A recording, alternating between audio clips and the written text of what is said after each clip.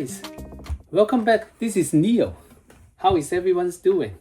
Today we have a lot to talk about, especially Nvidia's greatest earning yet. Q1 2026, Nvidia adjusted earning per share was $1.87 versus $1.77 estimate. And then revenue came in 81.62 billion versus 78.75 billion estimate. Double beat. Then it guides revenue for the next quarter, second quarter 2026 at 89 to 92 billion USD versus analysts' expectation were only 87 billion. Triple beat. Then adjusted gross margin would be between 74.5% and 75.5%, which is exceptional business. If you put this into the context of being a SaaS, SAAS, software as a service company type with the rule of 40, adjusted EBITDA margin plus revenue year-over-year growth, we are looking at Nvidia way over 150, maybe even 160 plus out of rule of 40. OMG. And Palantir last quarter was only 130. And this we are talking about looking at a hardware company that is 160 for the rule of 40. Wow, amazing. That's why a lot of software companies see their share prices struggling as of late. And most of these hardware companies are actually seeing a lot of share price growth. We have witnessed AMD, Advanced Micro Devices, Honeywell, Nvidia, SanDisk, Western Digital, and then Micron Technology and such, so on and so forth. All these hardware companies have been seeing their share price grow pretty nicely as of late. And then the rest of the Q1 result was, let me break it down for you. Data center came in at 75.2 billion, which was 92% increase. Edge computing, a newer revenue channel, came in at 6.4 billion, which was a 29%, very healthy 29% year-over-year growth, and it is just the beginning. And hyperscaler, sorry about that. Hyperscaler came in at 37.9 billion, which was a 115%, a whopping 115% increase year-over-year. AI Cloud Enterprise came in as 37.4 billion, which was a very healthy, more than healthy 74% year-over-year growth. Amazing. And then analysts are racing to increase the share price target share price for Nvidia. If we look at it here, Yahoo Live, and they were actually Schwab Live, and Benchmark increased the Nvidia price target from 250 to 335. Raymond James, another institutional banker, investment bank, raised their price target from 323, which was originally quite high, to 330. And then Wedbush increased their share price from a already sky-high 300 to 330. So you can see all these resting at 300 something, and do I agree with them? I certainly do. And I actually see Nvidia going towards $500 per share, meaning Nvidia will be way over $10 trillion market cap. And when will Nvidia achieve that milestone?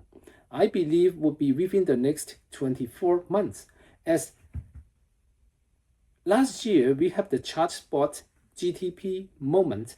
This year, we have the agentic AI moment. They are doing more. They take initiative to look for the corresponding information and package the whole finding and present it to you as a very desirable result. And starting soon will be physical AI and edge AI. Edge AI meaning you have a lot of on the premise performance type of AI requirement, such as robots, drones, electric cars, smart cars, where those machines have to make split-second decisions. They cannot wait for transmissions of data from what they see and what they hear, and then send those data to a centralized location, and then have the centralized location such as a AI data center to process those informations and make decision and send the decision back to the individual machine. No, you cannot wait for those. It will be many seconds, if not minutes delay. And if you are driving a car, and if the car is driving itself, a split-second decision is all it takes for a life and death situation. So if you're traveling, for example, 65 miles per hour down the freeway, and it has to make a split-second decision, nanosecond decision, whether to stop on a dime or steer around. For example, you cannot wait for even a couple of more seconds, because during those couple of more seconds, you're traveling maybe hundreds of feet already, and it's a life and death situation. And okay, and then we have physical AI and all those automation, industrial manufacturing, and everything that is moving around. So physical AI, edge cases, and we saw those number came in, and it was 6.4 billion. So a very healthy 29% year-over-year growth. And I expect this segment, the edge computing, will be growing even at much faster pace going forward.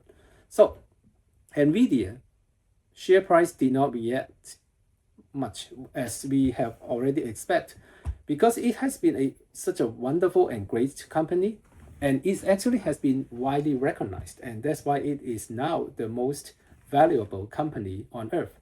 So even though it's not going up, but then it ignites a lot of enthusiasm around all the related AI channels.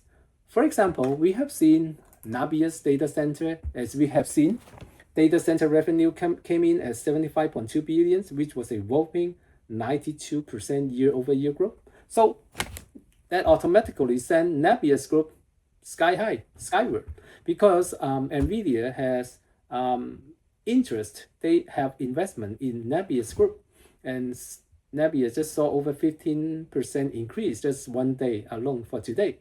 And then Iron is another data center, AI data center, and even though Nvidia does not have direct investment in this company, but still it is in the same category, AI data center. So it sold up more than 10% easy. SanDisk memory is the big bottleneck of a lot of compute. Memory is an industry where it used to be a cyclical up and down. The demand sometimes exceed supply. As these companies such as SanDisk increase their manufacturing capacity, then the demand would normalize and supply and demand normalize, and then as supply far outstrip demand, then SanDisk will see overcapacity, and then the drop of margin and drop of sales, and then so it's cynical. But now this company such as SanDisk, Western Digital, and Seagate, SK Hynix, and Samsung, all these companies make various types of memories. They are seeing a re-rating of this entire industry. Investors are no longer looking at memories as a cynical business, but rather a long continuations of stable growth or even exceptionally fast growth business. And the demand for compute increase exponentially. It doesn't increase linearly. Why? Last year, remember at the opening, I said last year we have chatbot GPT moment. Those were kind of like niche, if you will, and it's kind of like proof of concept stage where, oh, it is so interesting. We asked certain interesting questions, and then the computer or the AI computer will try to find the answer for us, and that's it. But this year we have agentic AI. The agent doesn't just take our queries or questions. It takes initiative and look for different sources and find the most relevant answer for us and present it in a very well present way, so it is easily understandable to humans, which is because it is so much more useful. More and more type of jobs are actually sort of being replaced by all this automation, such as you can have accountant or someone who is a writer, or songwriter even, and then have these AI agents to compose almost an entire song for you, and then you can just easily individualize the song or the composition of your essay, to add and subtract, what you think is even more better to make it look better and more personalized. So in effect, it helped us do a lot of just repetitive chores for us, and then free us for doing more to do more high valued jobs and tasks. And then next year we'll have physical AI, and then edge AI, and then we have space AI in the future. All these AI compute need memories. So it is a very long run, a long growth of the demand of memories, of various types of memories. We are talking about NAND, NAND, non-volatile. We are talking about magneto resistant random access memory, MRAM, which is also non-volatile. Then on the volatile side, we have DRAM, direct random access memory. And then we also have SRAM, static random access memory.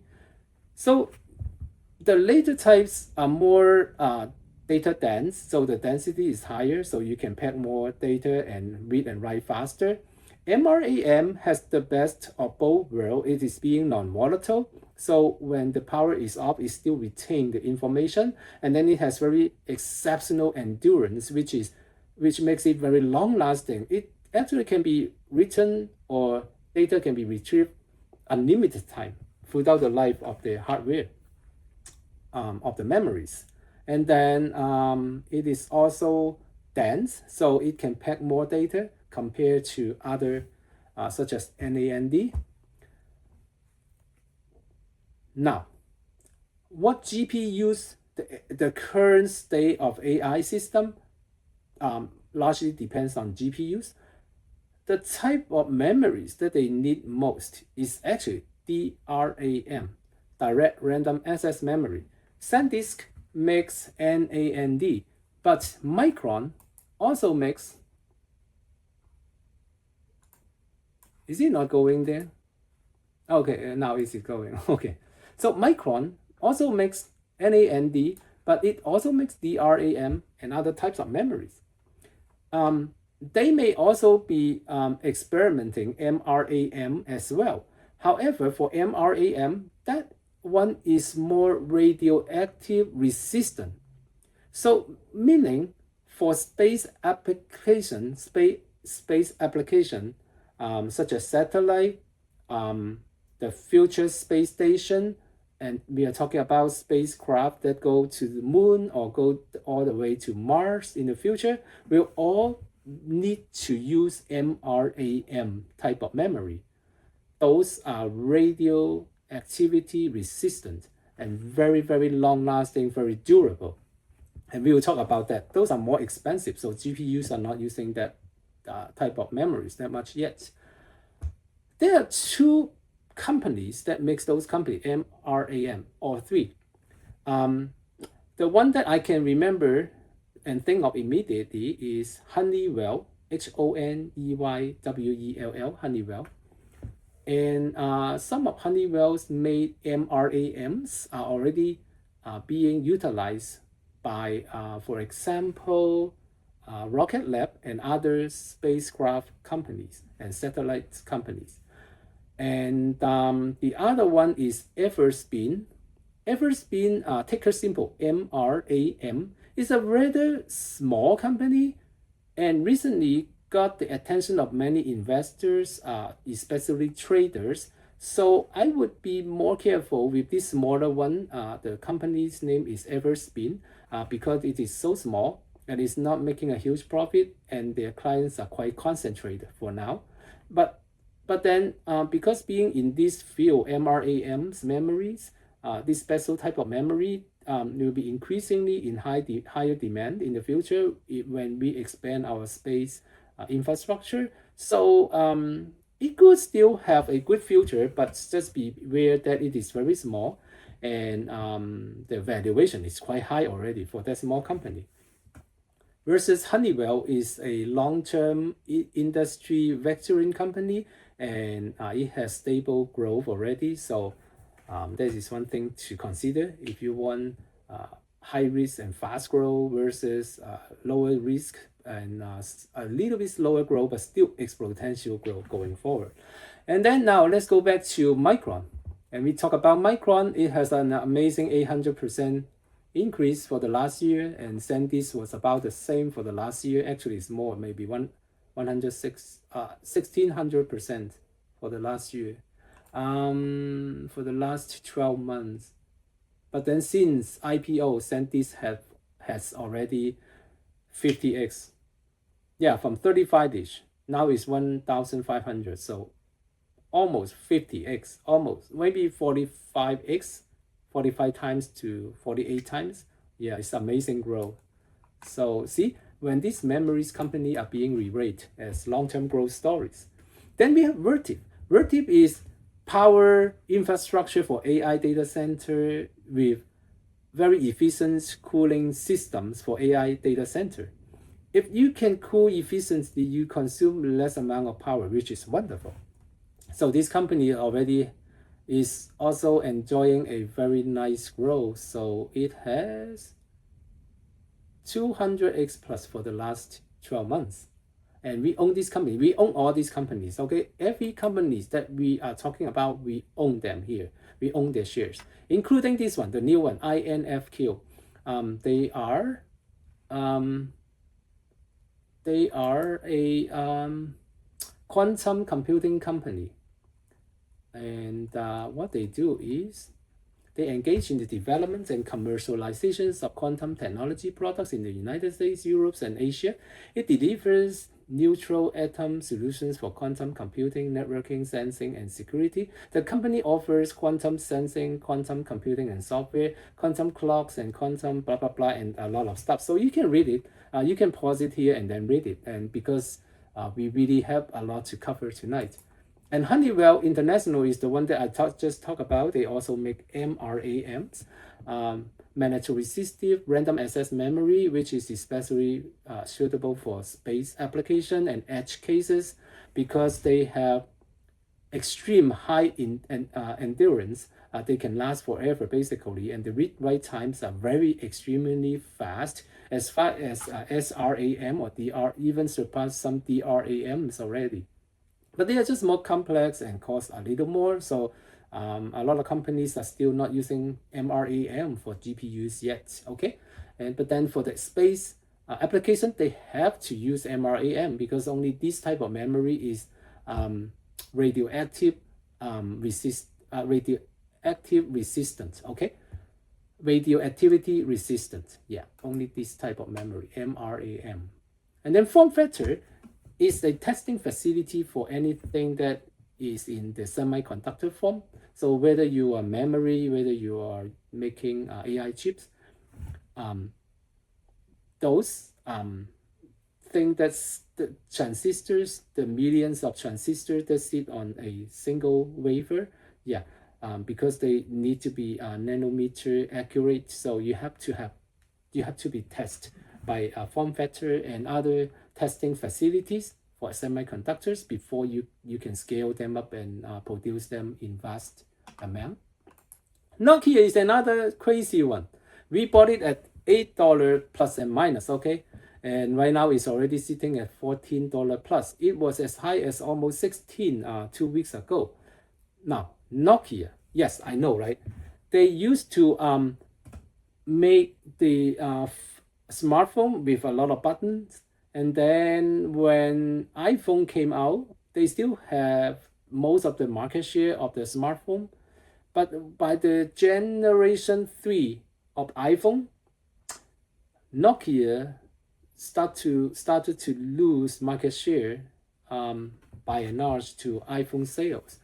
And then the rest was history. Nokia has to actually sell the entire smartphone division to Microsoft, because at that time Nokia was trying to decide whether to use Samsung OS or Apple OS, right? But then they want to differentiate themselves, so they try to use Microsoft OS for their smartphones.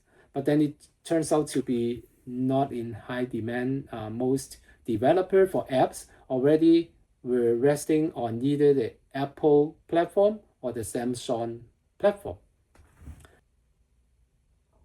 And then Nokia, afterwards, after they sold their smartphone division to Microsoft, they have this huge amount of capital, right, from the sales. Then they try to figure out what are the next big thing for tech, not just for consumers, but for all the tech infrastructure, information technology going forward. Then they focus on 5G networking and then 6G networking. And now in America, we are still relying on 5G networking. Imagine Nokia is already doing a lot of R&D in 6Gs, and they have a lot of patents award to the companies already. And then they are also researching on optical communication, which is fast and accurate, and the current AI data center build out need a lot of these communication hardware. And Nokia just find itself at the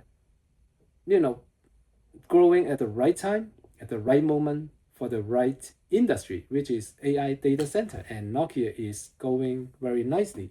And in the future, when we have the Internet of Things, IoT, Internet of Things, all those interconnected devices, including humanoid robots, drones, smart cars, they need to communicate with each other. Nokia will find exceptional growth opportunities and total addressable market opportunities, especially for space as well, because what Nokia hardware can provide for space communication, it just cannot be ignored. And we will talk about Nokia in a special video soon. It's gonna be a much longer one. And now we have talked about the hardware company. All these hardware company, why they are shooting up today? Micron up 10% plus, and SanDisk up 10% plus at certain point, and Vertiv, all these company that provide hardware for AI data centers shot up because of the marvelous Q1 report, quarterly report of Nvidia. So Nvidia said, remember, data center revenue shot up 92% year over year. That's why Nebius and Iron, they both shot up 10%, 15% plus. So, and then another piece of news, which is also great, is the White House is investing $2 billion in quantum computing. So they will be giving this capital to IBM International Business Machine, a very old timer in the Silicon Valley.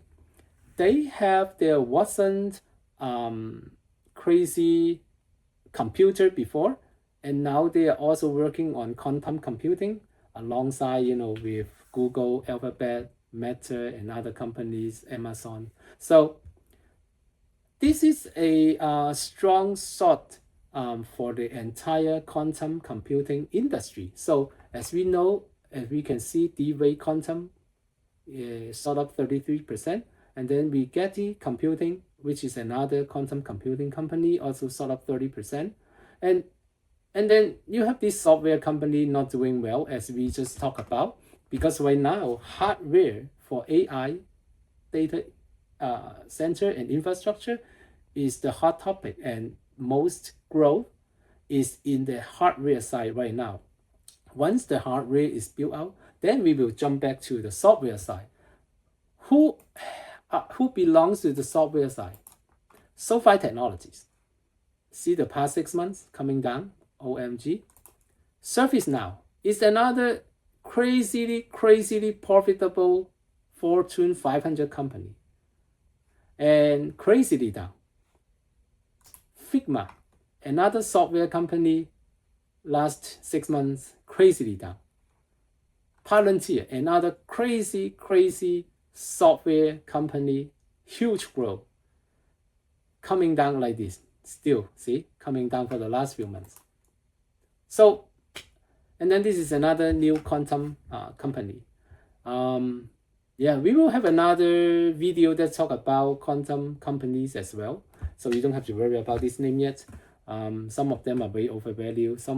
And every single one of them is not making a dime in profit yet.